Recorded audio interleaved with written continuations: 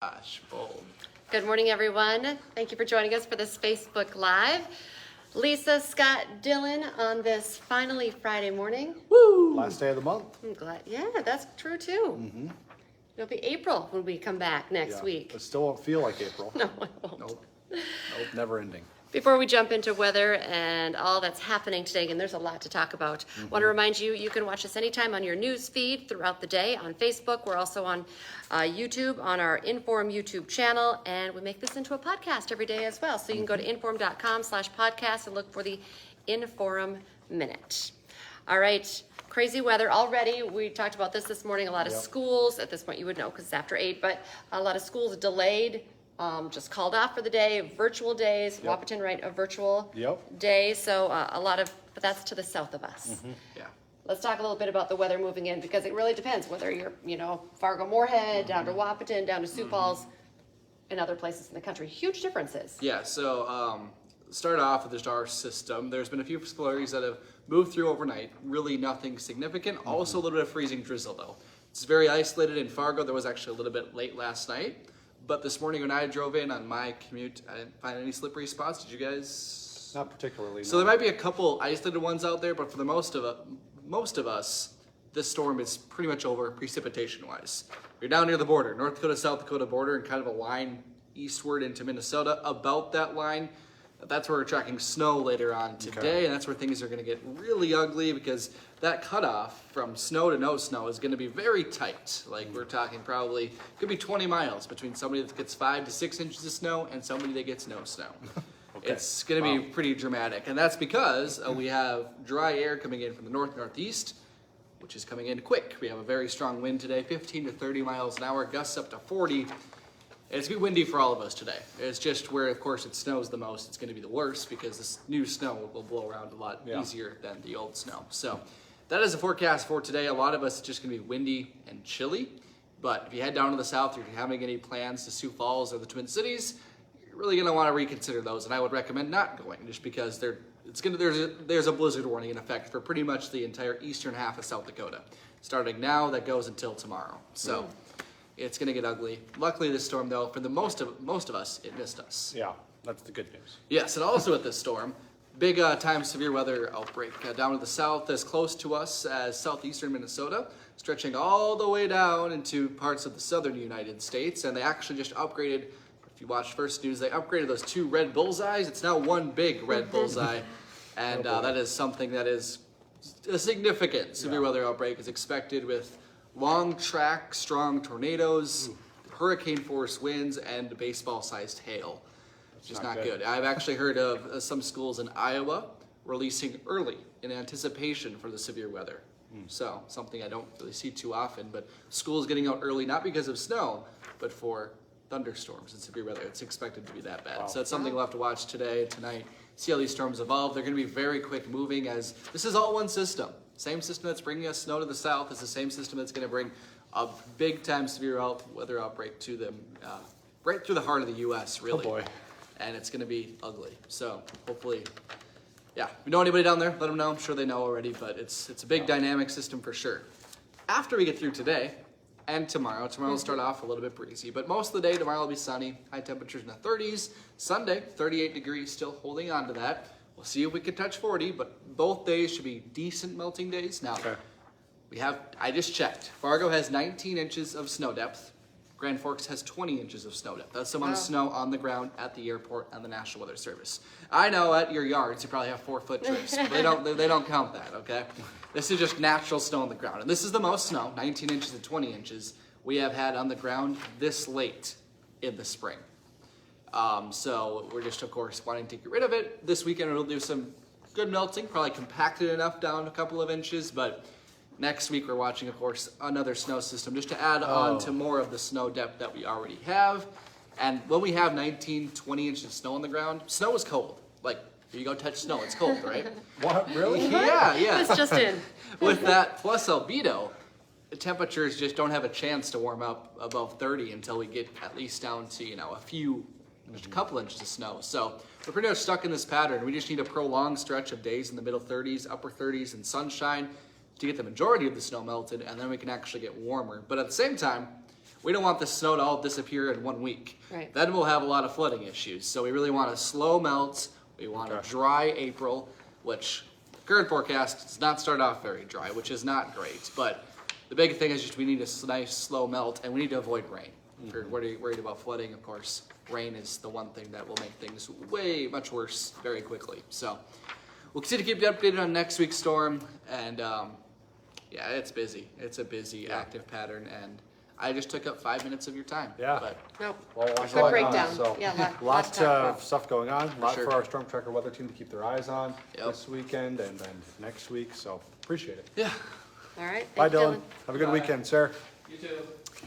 We are tracking some breaking news. In addition to the breaking weather headlines, of course, this morning, we just learned this morning that a Wisconsin man wanted for murder is now in the Clay County Jail. 36-year-old Lloyd Hayes is from Madison, Wisconsin. He was arrested in Moorhead on Wednesday for 2 out-of-state warrants. Hayes is charged in Illinois with first-degree premeditated murder, but he's also facing a second-degree aggravated robbery charge in Wisconsin. We do know he's being held without bail right now in the Clay County Jail, of course, awaiting extradition to either Illinois or Wisconsin.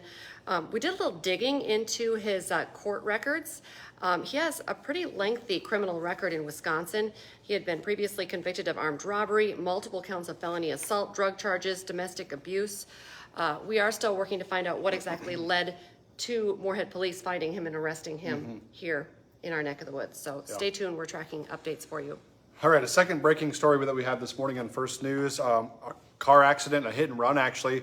That person is still on the run this morning after hitting a pedestrian crossing pole at a crosswalk area. Fargo police tell us that they were called to the intersection of 5th Avenue South and 10th Street South by someone who saw the crash happen. Officers say the witness saw the man get out of the car and then run away after crashing. Police do believe that alcohol was a role in this crash. They say there was significant damage to the front end of the car as well as to the street pole that was right next to where it all happened. WDAY is still working to get information on the suspect. Stick with us. We'll let you know as soon as we have details on who they are. And this is a big story. Right now, the Army Corps of Engineers is wrapping up rerouting the Wild Rice River. It comes after 3 years of construction on new concrete flood control gates. The Corps says the project is a major milestone for flood protection in the Fargo-Moorhead area.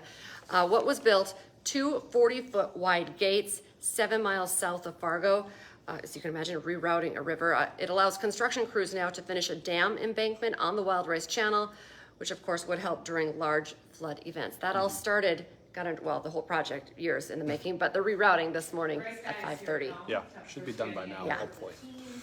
All right, this is something we've been following this week. People in Raymond, Minnesota are now back in their homes, but roads are still shut down and crews are working around the clock to continue cleaning up after that train derailment there.